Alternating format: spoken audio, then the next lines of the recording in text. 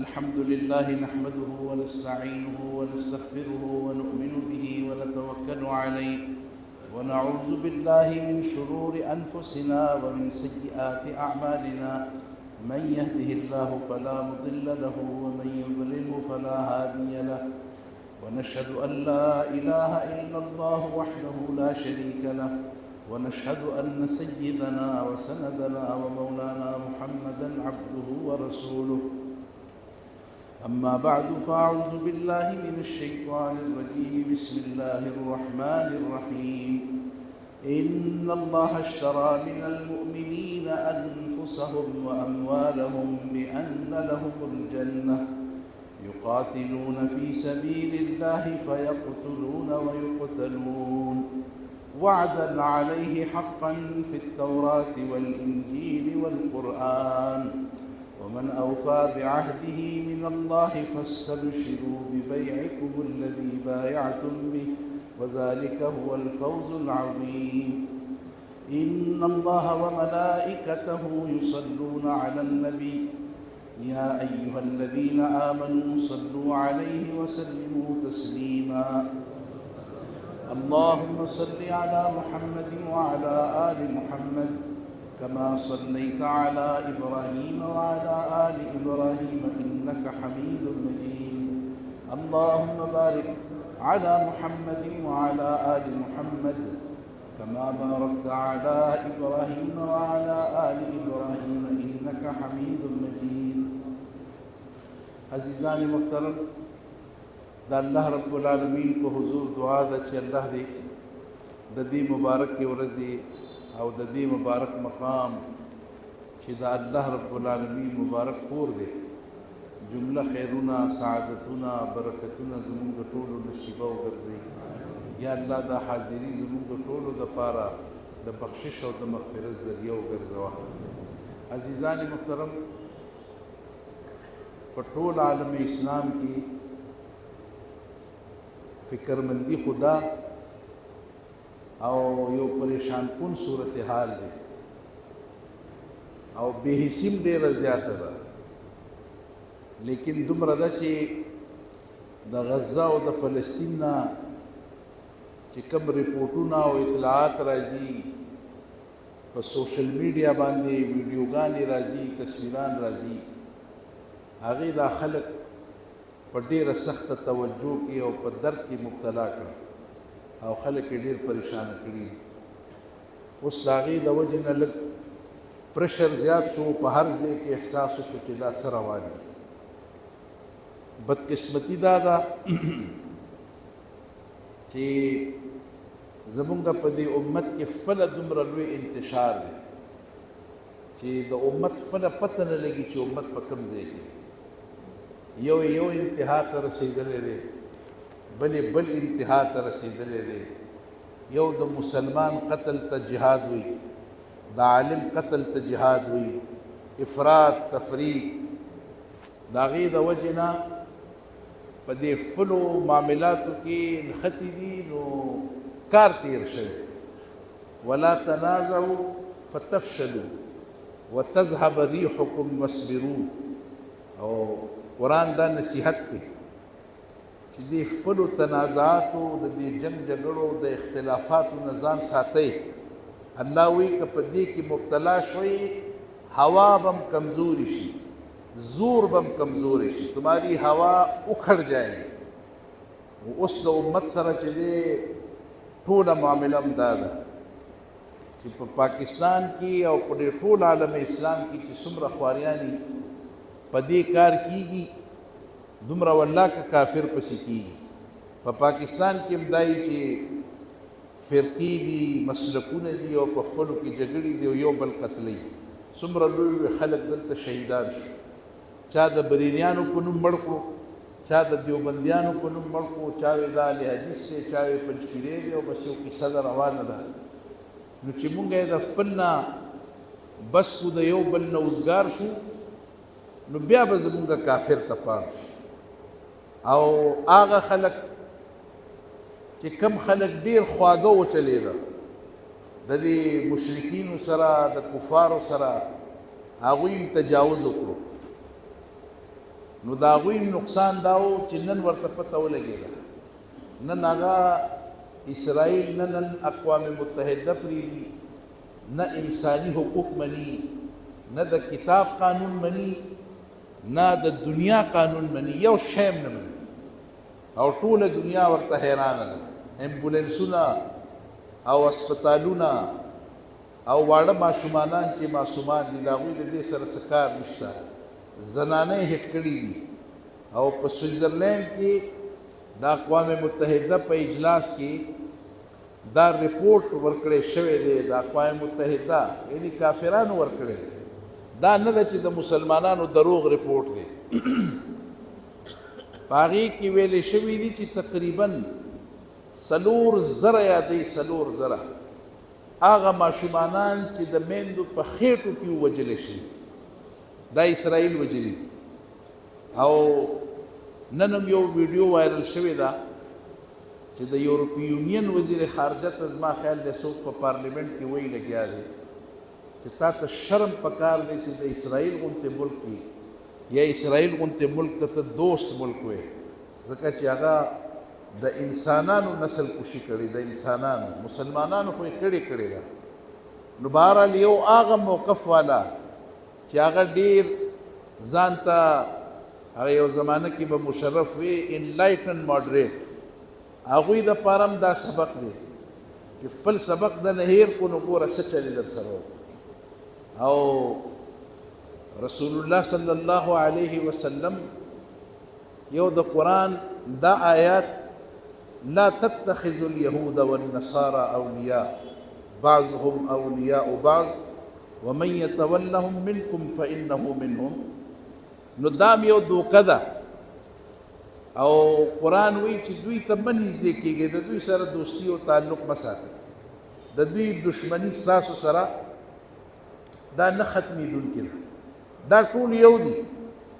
که تاریخ انساني راواخلئ ټولو کې زیات قتل عام دوی په خپلو منځ کې کړی دی، عیسایانو کړی دی او یهودیانو کړی دی، ټولو کې زیات قتل عام کړی. او هټلر څوک و؟ هټلر خو د جرمني څه مسلمان نه و، هغه دا څومره یهود چې دی دا قتل کړي. بله ټولو کې خطرناکه خبره دا ده د امت مسلمه دپاره د سبق خبره پکې دا ده چې د عیسایانو دعوا، عیسایان دا ګڼي چې نعوذ بالله عیسی علیه السلام قتل شوی، مړ دی، شهید دی، نعوذ بالله. زموږ خو دا عقیده نه ده. عیسی علیه السلام ژوندی دی، په اسمانونو کې تشریف فرما دی او بیا به راځي. لوی کار به ترې الله رب العالمین د جهاد اخلي په دې ځمکه باندې. نو بهرحال د هغوی د عقیدې مطابق د عیسی علیه السلام د قتل دعوی په یهودیانو باندې ده چې دوی قتل کړی. نو جنگ اصل کې د هغوی و. دا چې کم په فلسطین کې معامله ده چې په فلسطین کې کمه دعوه د مسلمانانو ده، دقسې دعوه دلته د عیسایانو متبرک ځایونه دي، مقدس مقام دی، او د یهودو هم دعوه ده. نو تاسو وګورئ د هغوی ټولې جګړې په خپل منځ کې ختمې کړې او ټول موږ ته یو ځای شو. هغوی خپل منځ کې تنازع گویا ختمه کړله، د هغوی په یو ځای کې هم جنګ نه دی روان، او هغوی رالل ټول یو ځای شو او مسلمانانو ته ویل وقاتلوا المشرکین کافة كما يقاتلونكم كافة، او یا ایها النبی حرز المؤمنین على القتال مسلسل واقتلوهم حيث ثقفتموهم واخرجوهم من حيث اخرجوكم والفتنة اشد من القتل. قرآن واضح نصیحت تے واضح. اسلام پچا باندې جارحیت نه دی کړی، اسلام په اچا باندې تجاوز نه دی کړی. دا تاریخ دی او دا قرآنی نصیحت دی او دا تربیت د رسول الله صلی الله علیه وسلم. اسلام نه دی کړی چې چا په مسلمانانو کړی دی او تجاوز در باندې وکړو نو بیا قرآن وی بیا به نه پرېږدي، بیا به ورسره ځي ختمې به. ځکه چې څوک تجاوز کوي، جارحیت کوي، دا فتنه ده، دا ظالم دی، دا ډاکو دی، خطرناک سړی دی او د دې علاج بل نشته دی. رسول الله صلی الله علیه وسلم څومره ښکلی نصیحت وکړو نصیحت دا کړی دی په دې خو سړی پوهېږي څنګه حدیث دی انصر اخاک ظالما او مظلوما چې مدد وکړه د ظالم هم وکړه او د مظلوم هم وکړه رسول الله صلی الله علیه وسلم ته صحابه ووی چې یا رسول الله صلی الله علیه وسلم د ظالم به سړی څنګه کوي ظالم خو ظالم دی ظالم د دې ظلم نه منې کول ظالم د ظلم نه منې کول دا هم د مسلمانانو فریضه ده د مظلوم سره به هم ودرېږي او ظالم به هم نیسي او که په خپلو کې دی څوک که په خپلو کې څوک مسلمان دی او ظلم کوي وإن طائفتان من المؤمنين اقتتلوا فأصلحوا بينهما فإن بغت إحداهما على الأخرى فقاتلوا التي تبغي حتى تفيء إلى أمر الله فإن فاءت فأصلحوا بينهما بالعدل وأقسطوا إن الله يحب المقسطين وسو پمحلو کې پکلو کې جنگ کیږي بے ادبی ډیره معاف دومره بې همتی پیدا شوې ده په خلکو کې د مسلمانانو په منځ کې څوک ګواښ نه کوي خلاصې نه کوي هغوی لګیا دي یو بل په چاکوانو وایي په دې روډونو باندې په کلو کې دا ویډیوګانې راځي پخوا د پښتنو په وطن کې خلکو خلاصې کو او د جنگ نه به خلک منې کول وایي تیږه کېښودله جرګه وشوله اوس دا کار نشته او د مسلمانانو په منځ کې د قرآن صریح حکم دی چې په دوی کې څوک په دې قتل مقاتله کې راننوتل او یو بل سره یې دشمني وشوه نو قرآن حکم کوي چې د دوی په منځ کې به اصلاح کوئ روغې طرف ته زور وکړئ او دې طرف ته کوشش وکړئ چې د دواړو په منځ کې ډزبندي چې ورته وایي تیږه کېږدي جرګه وشي چې چا د جرګې د تیږې د دې د لوز نه خلاف ورزي وکړه قرآن وایي زور ورپسې استعمال کړه ثالث سره به دا طاقت چې د مرۍ نه به یې رانیسي دې ته به یې نه پرېږدي تر دې پورې ظلم به هم نه کوي لیکن دومره زور به پرې راوړي چې دی واپس راشي خپلې معاهدې ته کېږي چې کم لوز او واده د کړې وه چې هغه وادې ته دی کېږي نو چې واپس راغی بیا قرآن وایي ثالث ته وایي ته به یې په زړه کې د دپاره څه نه ساتي ټیک ده چې ده زیاتی کړی و تښتېدلی و خو چې واپس راغی اوس یې کېنوه د دوی په منځ کې روغه م وکړه او فیصله په عدل باندې وکړه چې تجاوز چېرته ونه شي او دا خلک چې کم دي چې کم خلک تاسو د کور نه وباسي مسلمان باندې راشي لشکرکشي وکړي او په مسلمان تجاوز وکړي دا د مسلمانانو فریضه ده دا د مسلمانانو فریضه ده چې مسلمان به یې بیا رانیسي چې څه یې در سره کړي دي هغه به ورسره کوې بیا به یې پرېږدې نه چې دې حد ته دی راغی چې په تا یې تجاوز وکړو بیا قرآن وایي چې چېرته یې ویني او ګورې بیا به یې پرېږدې نه بیا یې مردار کا بیا یې ختم کا ځکه دا فتنه ده مصیبت دی او بله څه چې د کم ځینې ته ویستی بیا به یې ته نه پرېږدې ته به یې وباسي په فلسطین کې خو دعوه دا ده د حضرت عمر فاروق رضی الله تعالی عنہ په زمانه کې سلطان صلاح الدین ایوبی دعوه د څه شي وه دعوه د دې ده چې دا ځای زموږ دی تاسو پکې د کم ځای نه راغی د هغه په دور کې خو جنګ هم ونه شوه خو چې خالي راغی داسې کار به در سره وکړم چې ستاسو نسلونه به یاد لري او سپکېږئ د دې ځینې ستاسو دلته د سره دا وجود چې دی دا بند ختم دی تاسو نشئ راتلی او دا کوتاهیانې او دا کمې بېشی خالي د دې عامو خلکو نه دا خود د فلسطینیانو نه شوی زمونږ دې وطن کې چې ما ووی دا وطن سرخوړلی د جنګ جګړو جاله ده په دې وطن کې سړي پته نه لګي د یو چت نه لاندې په جومات کې مسلمانان کلمه گو دا نشنلی دی دا پیپلی دی دا مسلم لیګی دی اوسه پورې زمونږ دا قوم په دې جنګ جګړو کې و بس دا جنت دی او دا دوزخ دی او دا جنت دی مونږ یې په دې کې اخته کړو اوس امت لګیا دی جړا کوي چې مونږ په کوم ځای کې ولاړ باچا خان رحمت الله علیه تللی و فلسطین ته تللی په هغه زمانه کې هغه ویلي په جوماتونو کې خلکو دا خبره نه کوله بې ادبي معاف ځکه خلک وایي نشنلیان دي نو دا یو کیسه روانه وه په جومات کې به چا دا نوم نه شو اخیستی او بادر سړی او د پښتنو مشر و. په هغه زمانه کې فلسطینیانو ته ویلي وو چې ګوره دا تاسو چې په کوم کار اخته سر به خورئ او دا خلک دنه را روان دي، تا کار روزګار پرېښی دی. هغه زمانه کې باچا خان ویلي وو فلسطینیانو وی چې مونږ ته یې څه فکر دی، امام مهدي را روان دی او مونږ له به فرشتې راځي، مونږ له به دا ځایونه خالي کوي. نو دوی بېغمه وو، نه کار کوه نه روزګار کوه نه غیرت کوه، مه پښتو کوه. یهودیان را ننوته ورو ورو یو ځای اخله او بل ځای اخله او بل ځای اخله. هغوی مجتمع شوي وو، اجتماعي طور باندې دا اراده کړې وه، دا یې پلان و. دا غلیظ حکومت چې د اسرائیل په نوم جوړ دا جوړ دی دپاره او دا خواب خرگوش پراته وو. نن یې نتیجه وګورئ چې فلسطینی په کوم ځای کې دی او اسرائیلی په کوم ځای کې. د خپل د کور نه یې ویستي دي، د خپل د کور نه. اذن للذین یقاتلون بانهم ظلموا وان الله على نصرهم لقدیر الذين اخرجوا من ديارهم بغیر حق الا ان يقولوا ربنا الله. جرم څه دی؟ د فلسطینیانو جرم خالی دا ځمکه نه ده، جرم دا دی چې دوی وی زموږ پروردګار الله دی.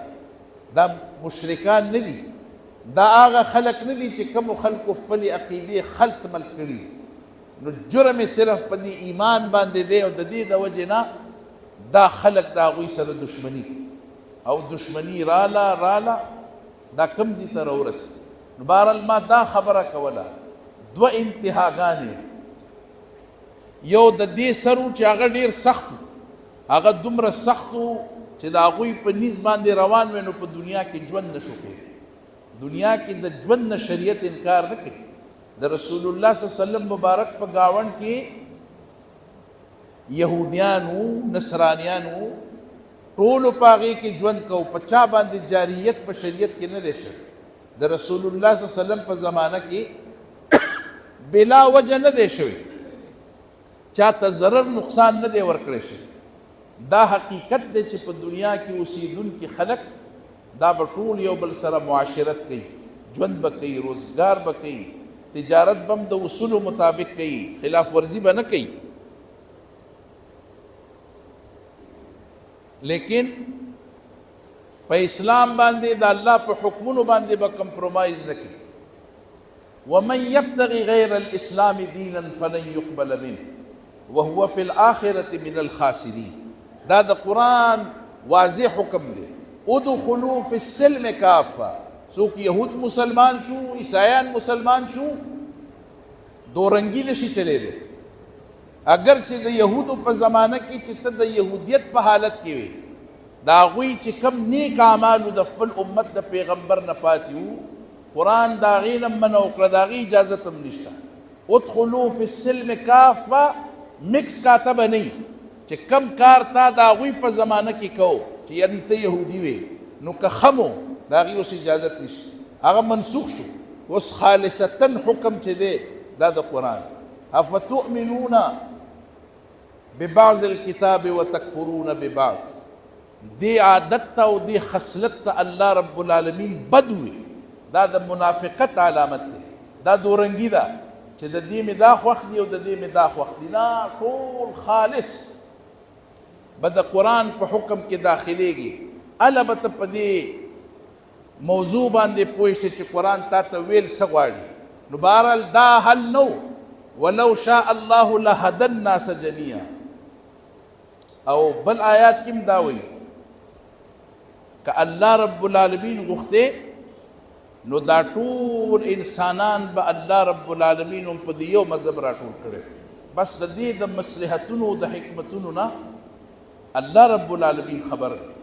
ما او تا ته خپل کار حواله کړی دی او ته په دې کې په اخلاص باندې ځه. یا ایها الرسول بلغ ما انزل الیک من ربک فان لم تفعل فما بلغت رسالته. دومره سخت خبره په زور باندې پیغمبر ته کول چې تا ته الله څه نازل کړي دي واضح واضح د دې خبرې نه ته پرېږده چې انجام به صحیح. ته خپل کار وکړه او د الله د حکمونو وینا وکړه کلاوه کلاوه. که تا دا ونه کړ نو ګویا تا د دې نبوت حق ادا نه کړ. تا د رسالت حق ادا نه کو چې کومه ډیوټي الله رب العالمین تعالی درکړې ده. نو بهرحال په اسلام کې دا نه دي شوي. بدقسمتي زمونږ وه چې پوهه ډېره کمه راله او پښتو تربورولي دا خپل معاملات مخې ته شو او دین پکې وروستو پاتې شو. د دې دین دپاره او د دغه ورځې جګړې دپاره را روانه ده. مخکې هم راغلې وه، بیا به راځي او اوس بیا را روانه ده، اوس هم راغلې ده. د دې دپاره د قرآن دومره تیاری په موږ باندې و. عسى الله ان يجعل بينك وبين الذين عاديتم منهم موده. الله رب العالمین دا د فتح مکې دا خواهش او خوبصورتي وه چې د دې نه وروستو دا ټولې خبرې د تربورولۍ د دشمنۍ په زړونو کې دا خبرې ساتل دا ټول ختم شو. انما المؤمنون اخوه فاصلحوا بین اخویکم. ټول مؤمنانو ته رشته دا بیان کړه چې ستاسو زړې اتېرې چپې هېرې، زړې چې څه معاملاتو که ګناهونه مو الله معاف کړو، قتلونه مو الله معاف کړو، د دې یو ایمان او د کلمې په برکت باندې خبره لاړه. اوس د دې نه وروستو نه د چا سره د چا تربوروالی شته. د حضرت عمر په دربار کې وګورئ د ابو جهل نسل ناست دی، کلمه ګو دی او مسلمانان شوي، چا ورته څه نه دي ویلي. دا د دې کلمې برکت چې چا کلمه وویله که د ابو جهل اولاد ولې نه دی، بس د هغه سره زمونږ پښتو ختمه ده. دی اوس اسلام کې داغی او الله رب العالمین دا حکم وکړو.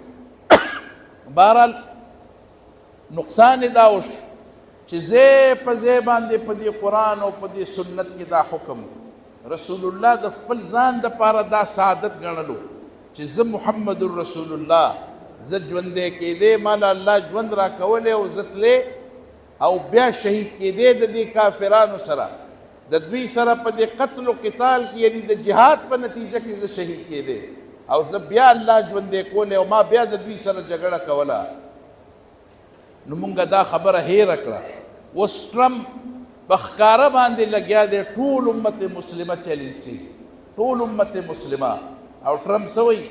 هغه ښکاره لګیا دی یهودو په ځای ټرمپ ترجماني کوي او ټرمپ وایي چې غزه به خالي کوئ، دا به مونږ نور ځي کې چېرته سټل کوو، د دې نه به مونږ یو پکنیک سپاټ جوړو او دا به یو تجارتي ښار شي، د دې ځي خلک به د دې نه وباسو. ګیله دا ده چې دا نه وایي چې دا به په سویزرلینډ کې آبادوم، دا نه وایي چې دا به امریکې ته راولم.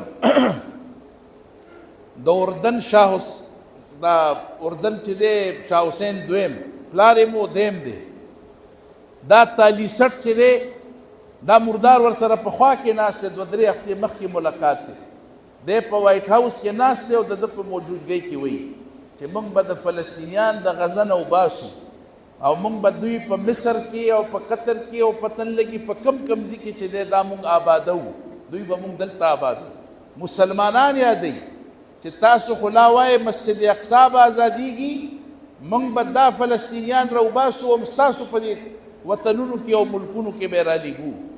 د هغې نه وروستو تاسو وګورئ صرف سعودی عرب 100 ارب غالباً 100 ارب 100 ارب ډالره سعودی عرب اعلان کړی دی چې دا به په امریکا کې انویسټمنټ کوي. انویسټمنټ سعودی عرب به امریکي تجارت له دومره لوی طاقت ورکوي. 100 ارب ډالر چې ټرمپ بار بار یادوي چې سعودی عرب به 100 ارب ډالر چې دی دا به دی انویسټمنټ کوي په امریکا کې به کوي. قطر هم چې دی هغه هم سعودي عرب ته ویلي دي چې د 100 اربو ډالرو انویسټمنټ به زه ستا په وطن کې کوم. نو بېګا ما ته چا ووی چې په امریکا کې د قطر چې کوم سټیزن دي د هغوی دپاره اوس د هغوی د ملک په پاسپورټ باندې په امریکا کې صرف انټري ده، ویزه میزې شرایط یې ورته ختم کړل. گویا چې اوس د کم قطر اوسیدونکی دی چې دی امریکې ته ځي نو د دپاره د ویزې ریکوایرمنټ نشته، بلکې دی به ځي او ویزه پاسپورټ به خالي سټمپ کیږي او دی به امریکې ته داخلېدی شي. په انعام کې لګیا دی، هغوی مونږ له دا راکوي او سودا په کومه خبره کوي چې دا د دې لکونو خلکو دا شهادتونه او د دوی دا ویني دا ټولې چې دي دا تاسو مونږ ته معاف کړي او دا ټول گویا ښیي دا چې دا زمونږ ساتلي سپي دي. اوس دې غوږونو له اول لاس وړو او بیا به ورپسې وروستو خبره وکړو.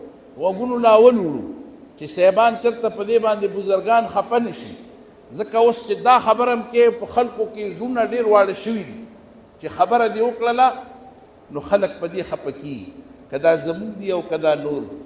نو پرون په اسلام آباد کې غونډه شوې ده، ډېره ښه خبره ده. یو ورکوټی غوندې حال دی، پاک چاینا سینټر، په هغې کې د پاکستان جمهور علما چې دی دا راټول شوي دي. دا د حال د راټولېدو وخت نه و چې په هغې کې راټول شو. دا حال کې د راټولېدو په ځای دا د دې امت یو اجتماع په کار وه او دومره غټه په کار وه چې خلکو کتلی وی چې د پاکستان په تاریخ کې د دې نه غټه اجتماع نه ده شوې. نو دا هلته وشوه، چاته سیکیورټي خطرات دي، چاته څه مسایل دي، چاته څه مسایل دي. او زمونږ شیخ الاسلام الله دې د ده سوری سلامت لري، وی بې ادبۍ په نیت دا خبره نه کوم، ډېر لوی سړی دی، لیکن مونږ وایو ناوخته شو، مونږ وایو ناوخته شو. اوس خو تا په لاس کې کونټۍ نیولی دی، وخت ختم دی. د هغه ټایم کې دا ناره بلندېدل پکار و چې تا دا امت راویستی وی، ځکه چې ته د شیخ الهند رحمت الله علیه د هغه باقیاتو امین امین او شیخ الهند په څه یادېږي، مولانا محمود الحسن صاحب په څه یادېږي، مولانا عزیر گل صاحب په څه یادېږي، مولانا حسین احمد مدنی صاحب رحمت الله علیه په څه یادېږي. دوی خوب مقاومت کړی و، دوی مقابله کړې وه. اسیر مالټا څه شی و، د مالټا په جیل کې ولې پاتې شو؟ دوی خو د انګریز سامراج خلاف داسې جنګ وکړو چې دنیا ته ثابته کړه چې څوک دا ونه وایي چې خالي په جومات کې ناست سړی و درس یې کولو کتابونه، ټول امت یې ودرو. بر صغیر پاک و هند کې ټول خلق ودرول، په جهاد یې آماده کړه. مولانا حسین احمد مدنی رحمت الله علیه ټول هندوستان آباد و او دا فتوه یې ورکړله چې چا په دې فوج کې حصه واغسته دا فوج د انګریز فوج دی، په دې فوج کې نو هغه وخت هم خلک را پیدا شوي وو. هغوی ورته وي دا د انګریز نه دی، دا د هندوستان فوج دی، دوی خو په هندوستان فوج کې برتی کېږي. هغه وی نه، مشر یې څوک دی؟ مشر یې انګریز دی چې دې کې دی برتی شو، گویا دی ځي سودا کوي چې زما به نور د جهاد سره او دې خبرو سره کار نه وي.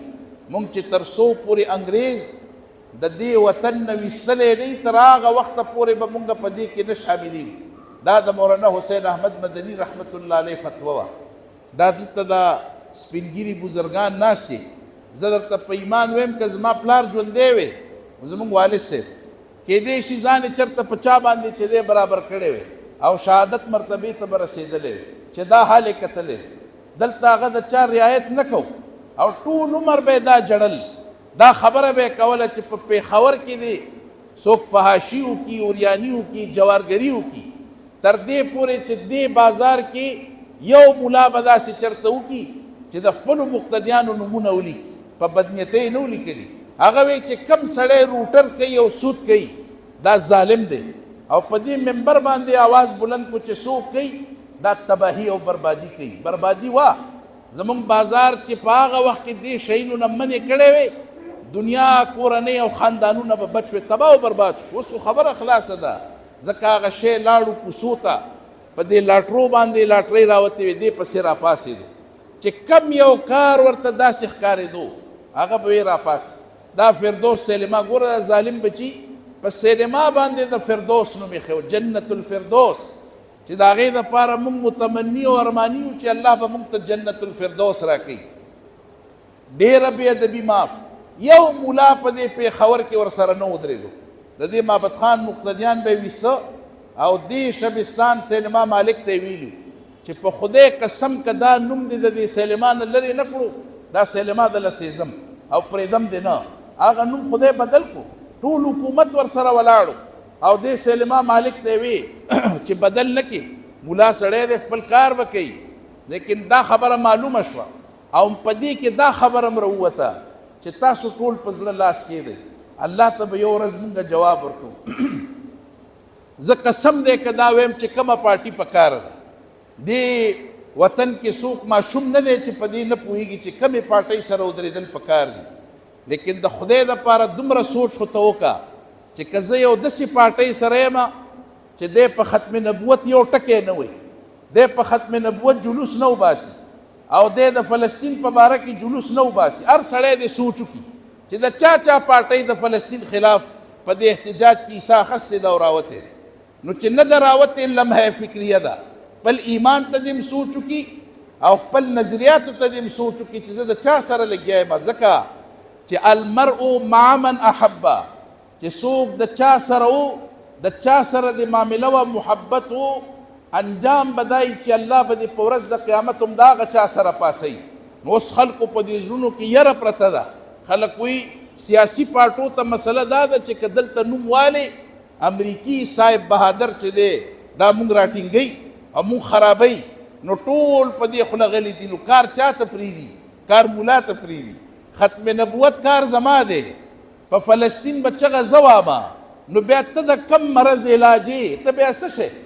ته د خپل لیډر نه تپوس وکړه چې خدای والیا خدای به ما نه په ورځ د قیامت د فلسطین په بدل کې ستا دغه کوسا واټر پمپ سولر د دې به تپوس رانه کوي که الله به ما نه د دې تپوس وکړي چې ستا عقیده چېرته وه؟ تېره جمعه غالبا ما دا خبره کړې وه چې جبریل علیه الصلاة والسلام ته وی الله ووی دغه یو علاقه د غرقی که. هغه الله ته وی خدایه په دې کې نازولی کس دی او ستا عبادت کړی دی، ګناه یې نه ده کړې، ټول عمر نیک اعمال کړي دي. الله به ورته وی چې دا کم بد کېده، دا سرکشي کېده، ظلم کېدو، بدکاري کېده، په دې باندې دا آواز اوچته و که نه؟ هغه به الله نه منځونه یې ښه ډېر کړي دي، خو دا کار یې نه دی کړی.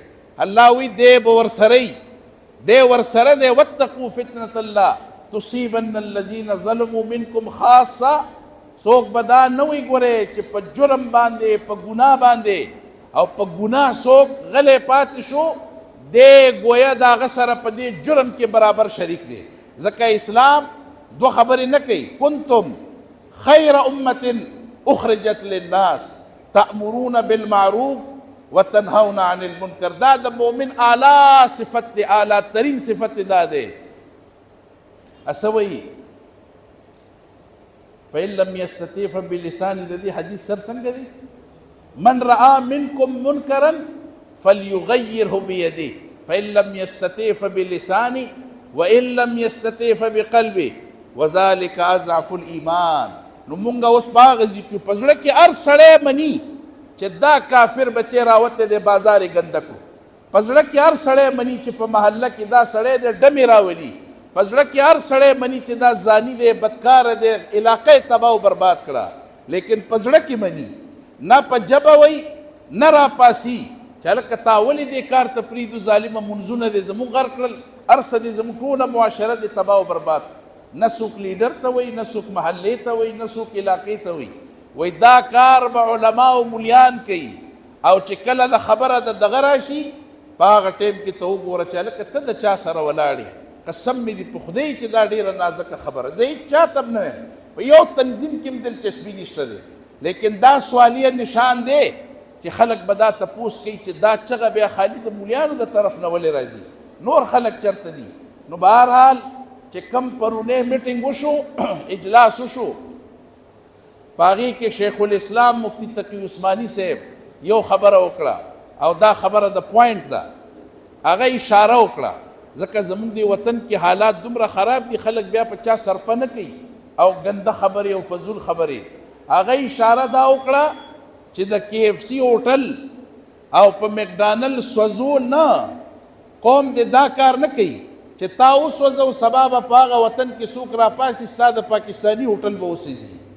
غیرت څه کول پکار دي؟ غیرت دا دی چې انکار وکړي.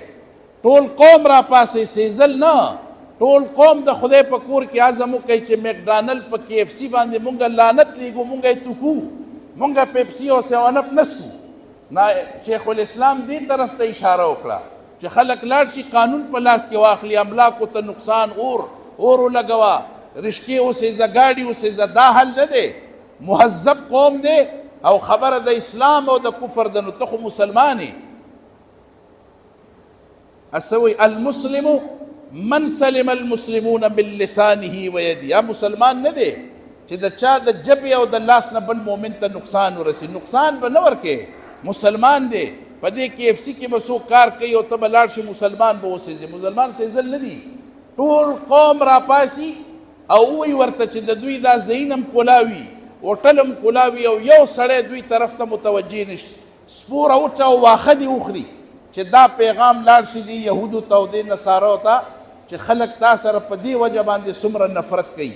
نو بهرحال دا د شیخ الاسلام وینا وه، لیکن بله وینا پکې دا ده، هغه دا ده چې کار لیټ شو، امت سبق هیر کړی دی. اوس به د شیخ الاسلام په دې وینا خلک نه راپاسي. که دا کار شیخ الاسلام خپله کړی وی، زما په زړه کې دومره احترام دی، دومره چې ما ته څو کاله مخکې چا ووی چې راځه د مدارسو بورډونه جوړیږي، یو بورډ مونږ ستاسو هم جوړو د جامع اشرفیې.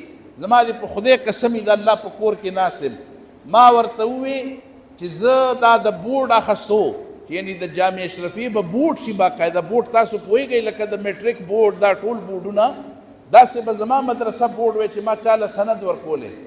ما ورته وی که ما ته یو میسج راغی، یو میسج د مفتی تقی عثماني صاحب خالي راته دا ووي چې هلکه تا څه وکړه، نو بس زه به غرق پرک شم. زه ورته د ټینګې نه یم، که چاته دا پیغام هم وکړو، ادب او احترام دومره دی. لیکن دا خبر هم په ادب کوم چې که شیخ الاسلام په دې خپل 70 ساله 80 ساله ژوند کې لږ غونتې کار د مالټا د اسیرانو، د شیخ الهند رحمت الله علیه، د مولانا حسین احمد مدني، د مولانا عزیر ګل صاحب والا سنت تازه کړی وی، تا یو 10 کاله جیل اخستی وی، تا 15 کاله جیل اخستی وی. زما دې په خدای قسمي چې اثر به دې مابد خان ته او د دې علاقې هر جومات او مدرسې ته به اثر را رسېدی. هر سړي کې به اوس چس او جذبه وی. دا د نرم نرم صوفو، دا اعلی اعلی ګاډو عادتونه، دا د شیخ الهند نه موږ ته په ورثه کې نه دي ملاو شوي. د شیخ الهند مدرسه په ماربنو کې نه وه، د شیخ الهند مدرسه ساده پاده وه، لیکن داسې مدرسه یې قایمه کړه چې هندوستان بیلم شو. لیکن تاسو وګورئ نن موږ په مابد خان کې ناست یو، دا مابد خان دیوبند، هره مدرسه دیوبند چې کم کم ځای ګورئ. پرون وګوره مفتی منیب الرحمان صاحب د بریلوي مسلک نه دی، هندوستان بیل شو، لیکن ته وګوره د احمد رضا خان بریلوي رحمت الله علیه ترتیب نه دی بند شوی. د هغه پیروکار ټول ژوندي دي، تازه دي. دا مبارک او پاک تحریکونه چې هغه اثرات اوسه پورې شته. مونږ زیات شو، لیکن مونږ پیکپ دیو چې زمونږ نه دا کار هیر شو، مونږ جهاد پرېښودو. د دې د وجې نه مونږ دا ګورو لګیا یو چې بې خوندګي ده. که دا پارټۍ مونږ ته ووایي نو هله به راوځو، بې ادبي ډېره معاف، او چې دا نه نو مونږ نه راوځو. کافران راوتي دي، په امریکا کې راوتي دي، لاټي چارج یې خوړلی دی انګریزان. په سویزرلینډ کې په ثابته دنیا کې عیسایان راووتل او د دې یهودو خلاف آواز اوچت کو. د فلسطین د مسلمانانو په حق کې خبرې وکړلې. هغه ورځ ټرمپ یو یونیورسټۍ له دمکي ورکړې وه چې که دلته چا د فلسطین ذکر وکړو موږ به تاسو سره دا کوو دا کوو. هغه نوجوانانو ته، هغه سټوډنټانو ته د سلامي مسلمانان نه دي، لیکن راووتل په امریکا کې او خپلې ډګریانې راخستې وې. ټرمپ ته د ښودو دپاره یې ټولې ډګریانې وشلولې چې دا ډګریانې موږ د خپو لاندې کوو. که د دې سوداو قیمت دا یي چې موږ د فلسطین دپاره خبره ونه کوو، دا ډګریانې په فلسطین قربان او موږ به د حق خبره کوو. بهرحال ډېر آیت درست آیت. اوس هم شکر دی چې په امت کې دا جذبه پیدا شوله، خلک راټول شو، او الله دې وکړي که امت راپاڅېدو دغه رذیلانو ته به دا پته ولګي او دوی کې دا زور نشته. دا د خدای نظام دی، دا الله رب العالمین کرم دی. دا د 313 مثال ولې ورکوي الله رب؟ وما رمیت اذ رمیت ولکن الله رما. الله رب العالمین وی دا ستاسو په گزارونو کې اثر نه دی چې تاسو دا خیال کوئ. په دې کې اثر او طاقت اچونکې ذات چې دی دا د الله رب العالمین دی. تاسو خالی را مخکې شئ، بیا تاسو ګورئ چې الله رب العالمین تاسو سره څه معامله کوي. انشاءالله زما دا د خپې ترتیب برابر نه دی چې زما د وجې څوک زحمت نشي. البته زما دا اراده ده چې زه به د بازار صدر صاحب ته ټولو مقتدیانو ته ویم په صلاح به کار کوو.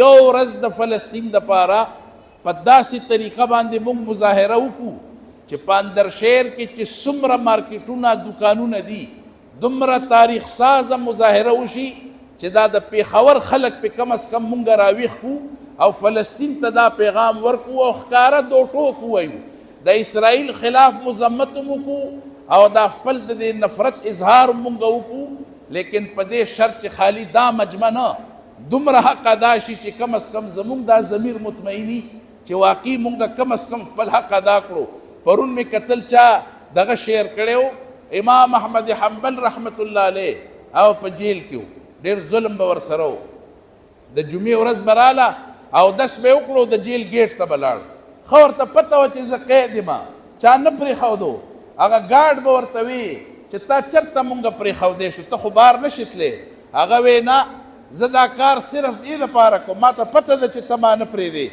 زه دا کار دې دپاره کوم چې سبا به خپل الله ته دا خبره کولی شم چې الله دومره وس مې و او دس مې وکړو د جمعې تیاری مې وکړو او دا د جمعې دپاره روانم شم لیکن دوی پرې نه ښودم بس دومره زما وس توفیق و دا زه کولی شم مونږ به هم دا کوو چې دومره زمونږ وس او توفیق دی چې مونږ بار راوځو او دنیا اوس د میډیا دور دی بار راوځو چې دا خبره او پیغام اسرائیل ته لاړ شي چې مونږ اسرائیل ته دا ووایو چې مونږ تا سره څومره نفرت کوو او دا د خپل نفرت اظهار وکړو نو دا خبره به انشاءالله چې کله اعلان وشي تاسو ټولو باندې دا لازم دي چې بیا به مونږ ټول راوځو او انشاءالله فیصله به په دې ورځ دو کې کوو آخري گزارش دا دی او هغه دا چې دا واده وکئ کم از کم په دې جومات کې ناست دا کار به ګراني لیکن دا دومره لوی تعداد دی چې دا سپیکر باندې دا څومره خلک دا آواز اوري هغه سړی به واده کوئ چې څوک واده ایفا کوي د الله په کور کې واده ده